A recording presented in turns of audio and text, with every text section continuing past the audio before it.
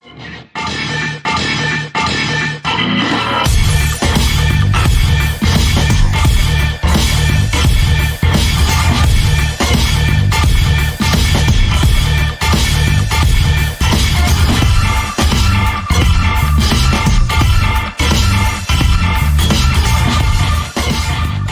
evening, ladies and gentlemen, and welcome to the 330 to Go High School Football Show. I am Mike Vorhies, and tonight I have the honor and privilege to interview the Cuyahoga Valley Christian Academy head football coach, Nick Cook. Coach, I'm going to call you CVCA all night. That is too long of a name, I think. I love that you shorten it to CVCA, but Coach Cook, welcome to the show. How are you doing this evening? Doing great, guys. Thanks for having me. Well, Coach, this Friday night, you will do battle against Northwest as our 330 to Go High School Football Show game of the week. But before we talk about the game against Northwest, we'd like to get to know you, how long you've been coaching, why you got into coaching. Yeah, so let's see. This is my 20th year of coaching overall. Started off in strength and conditioning coaching at the college level, so 20 years ago. And been in Christian education and doing the high school coaching stuff for I think this is my 14th year specifically with that. So yeah, why I got into coaching, way my story goes is, even being at a Christian school now is, I did not grow up in a Christian background, but always just in terms of the way my life went and some of the things that God, obviously gave me some interest in just as a young guy, always planned. My dream was, hey, I want to be a strength conditioning coach. And, but was, played football, played college football. By the time I finished playing college football, the football piece specifically, was right there along with what my original intent was with strength conditioning. And so even some of the strength conditioning stuff I did initially was all pretty heavily centered on football, so it was college football teams. And then, like I said, the high school stuff has been the past 14, 15 years as far as our story. But yeah, got into coaching. Like I said, kind of that was an original plan and dream, but particularly as I gave my life to the Lord, have a real passion for just, our society as a whole. I feel like our society needs more, Christ-like men. And so the opportunity to, utilize football as an avenue to help train up and hopefully, help parents produce some young men to go out into our society and do a lot of great things, but not just to be a great citizen, just to be able to be, the type of men that, Christ was, and do that through football. Football, I've always viewed football, it's the most participated sport by young men in the country. Oh, yeah. So if there's a platform that says, hey, if you want a strong opportunity to influence young men, football is it. Happens to be part of my background. So so some of those pieces ties into my story as far as how I feel called into this. Well, Coach, I have to say, you say you've been doing this for 20 plus years. You look great. You can't be that old. So kudos to you, whatever your secret is. If you want to share it, that'd be fantastic. You definitely do not look that old. No secret, man. I don't know what to say to that. It is all good. Coach, we'll get into it a little bit here. Last week, big win against Fairlawn, a shutout, 23-0. What were some positives that you took away from the game? Yeah, that was our best defensive performance of the year. It was kind of surprised, actually. That game was very competitive. I know it was 23-0, but very competitive all the way through. So when we saw at the end, we held an 86 yards offense, which, we were just really impressed with our kids in terms of how exactly well they executed against a tough, well-coached team. So, takeaways there, we felt really good, defensively and even offensively. It was one of those games that felt like, there was a hump to get over, because they were playing well defensively as well. It did feel like, eventually we got over the hump, if you will. Our kids' physicality, their toughness, their ability to, keep their composure, in a tough road environment, were all things that we're kind of building on this week. Absolutely. Well, let's talk about the Royals for a minute. You guys have run for almost 2,000 yards this season. Over 500 yards last week on the ground versus Fairlawn. What does it mean when you have an offensive line that can create those holes and then with your dynamic runners to blow through them? Yeah, we're definitely, we got a lot of different guys contributing, as far as the run game. We do view that as a strength. It's, ties into some offensive philosophy stuff too. Our phrase that we live on as far as football coaching is players, formations, plays. And so our whole process in the offseason every year is, evaluating the players that we have, returning what their gifts are, what they're best at. And that's obviously an ongoing process with high school football. Kids get better at certain things even during the season. So our kids and who they are and what their abilities are, the ability of a lot of different guys to contribute to that. ties into it. And then, be honest, our kids, whether it be up front, kids carrying the ball, just, everything in the box. Our kids put a tremendous amount of work into the off season this year. I mean, our off season numbers, as far as improvements, as well as attendance, all that stuff was at a greater level this off season compared to last. And so yes, as we play physical and accomplish some of those things, and none of it's ever perfect, obviously, but we tie things back into like, hey, you've prepared your bodies to play football like this, and it's great seeing kids execute like that. Well, you talk about the runners. You've got two dynamic running backs, Joey Kopech, Logan Scranton. Scranton has rushed 100 times for almost 700 yards, and Kopech 65 times for 540. What can you say about these two? I mean, they're able to put up huge numbers. They're very talented. But what do you notice since you get to coach them on a daily basis? Yeah, great motor kids, great effort guys, maybe is another way of putting that. Both extreme competitors. I mean, those guys, when it comes to those topics, I mean, that's stuff that, just credit to their own character and, probably how they've trained them and brought up. I mean, those kids, we know when it comes to those traits, like they're going to bring those things to the table. But, once again, I mean, their ability, even though to, even block for each other, block for other guys that are carrying the ball, right? Because we do, we've got production from guys besides the two of them even.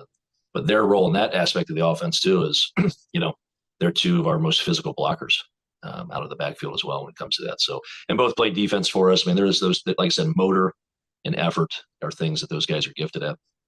Yeah, and fantastic. And obviously we've heard from coaches throughout the season, it's that depth that helps you as well. If something were to happen to one of them, you have another one to kind of fall back on. So that's always nice as well. Yeah, it is. I mean, that's, even the way we practice, and we do this across the board. We're Division III by classification, but, we've essentially got 50 kids in our program, and 9th through 12th grade. And even defensively, I coordinate the defenses. We do defensive back work or inside versus outside backer line. We get kids reps in all these things, right? Our guys know, like, hey, I'm not just getting reps at 2-back. I'm going to learn 3-back. I'm going to learn 4-back. I'm not just going to learn safety. I'm going to learn corner. And so, we need to live like that in a sense, but our kids really embrace that, and have some of those qualities, like I said, as far as effort, things of that nature, where, many of them have the skills to be kind of a Swiss Army knife. Well, and obviously it's that next man up mentality. If somebody's down, you're able to have somebody slide in and hopefully they don't miss a beat and everything continues to work well. Yeah, our kids are used to, they know what we mean when we say the phrase, we're building depth, right? As we go about practice, they know, what that phrase means and that we got to build it, that we need to be that type of football team if we're going to do well. Absolutely. Coach, we talked about your running backs. We've got to talk about Charlie Levac. What can you tell us about this quarterback? He can throw the ball extremely well. I've been told that he's got all the tools, but you get to see him again. What can you tell us? Yeah, Charlie is just so dynamic with his feet, and that's not just about running the ball.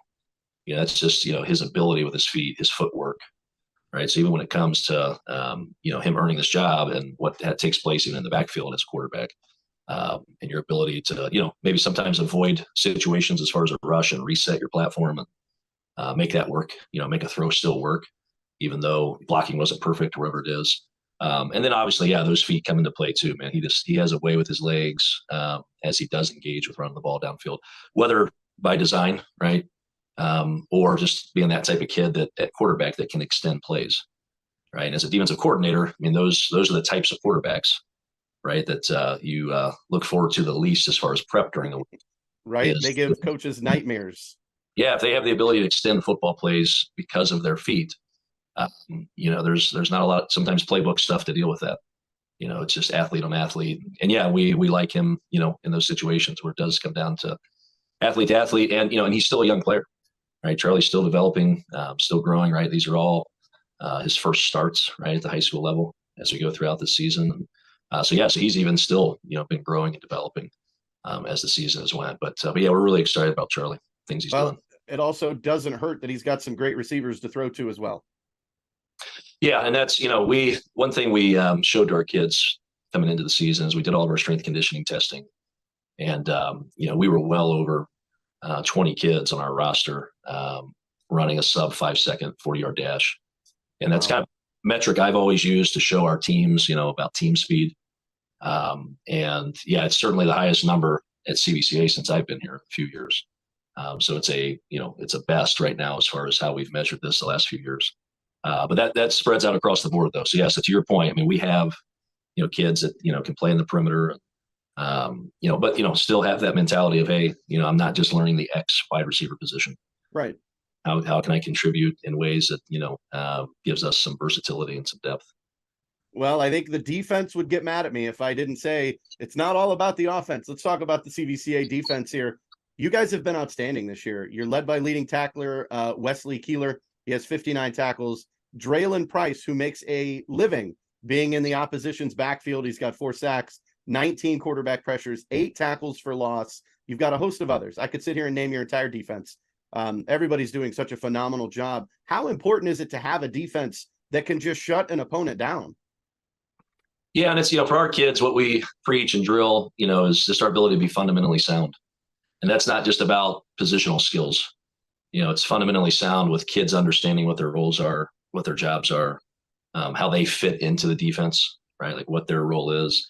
I think our kids are very clear. We work really hard to make sure that they're all really clear on that. Do your job isn't just like a poster, that it's measurable. It's like there's a rubric. Like if I play strong safety and the run is to me in a particular set, like our kids understanding like, okay, well, where do I fit into the run defense? Like what is my job? So we feel like our kids are very clear on that stuff. We're a lot more experienced in the perimeter this year than we were last year. And some of that was earned through, guys getting opportunities last year for the first time. And so, yeah, so our kids, like I said, our kids' ability to understand what we're trying to do defensively, for them to understand some of the concepts. We're seeing some of that play out with even broken plays, right? And how they have been able to respond to those. And, once again, fit the run really well. And then our phrase in the defensive backfield, we talk about getting tight to routes, right? That this isn't just country quarters defense where we're just covering grass and covering the zone. It's like, hey, there's humans running through those zones.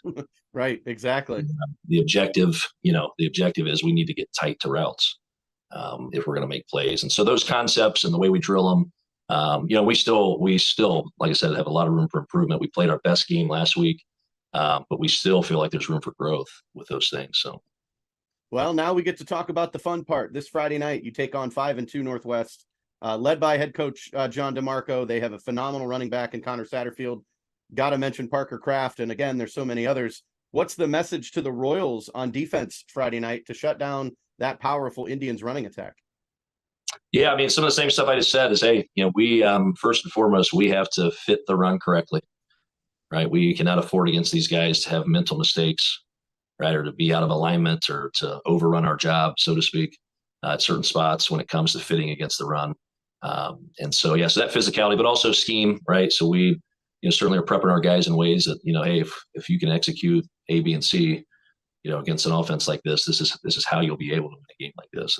And so our kids have had a great week so far, had a great night, even tonight, as far as prepping for those things. And yeah, we definitely, we respect their whole offense. You mentioned both backs. To me, it's definitely a both back situation. Both of those guys are very dangerous in different ways. But even their ability to pass the ball, we feel like their young quarterback is very accurate. If he's able to set his platform and, deliver the ball where he wants to, he does a phenomenal job. And some great athletes, once they get the ball in space, this certainly in our minds, it's not just a running football team. These guys across the board, respect the heck out of what they're doing. And we think all of it's dangerous.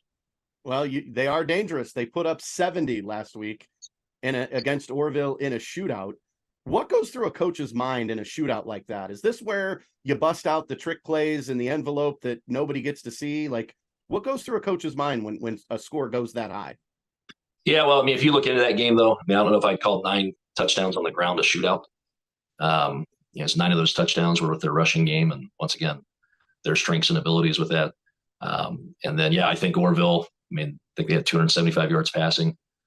So they were kind of going about it differently, if you will, against their perimeter. But yeah, I mean, that's the bottom line is it's just, I think the phrase that comes to my mind is, hey, like this is as competitive as it gets, right? If both teams are scoring and clawing away and having success in different ways, it comes down to me, it comes down to other things, right? Too, like what's going on with the field position battle, right? Those scores, like how earned are those scores as far as, yardage can play a huge impact in a game like that. And then I think certainly like takeaways. Are we taking the ball away? Are we giving the ball away? Right. Some of those mental mistakes can add up really quickly in a game like that. But yeah, it's a phenomenal game. But once again, like I said, is It was happening a lot of different ways in that game as those guys, and essentially they pull away, right? I mean, it's right. a high scoring game, but they did score 70 and the other team didn't get that high. Exactly. All you got to do is score one more point, right? That's how it works.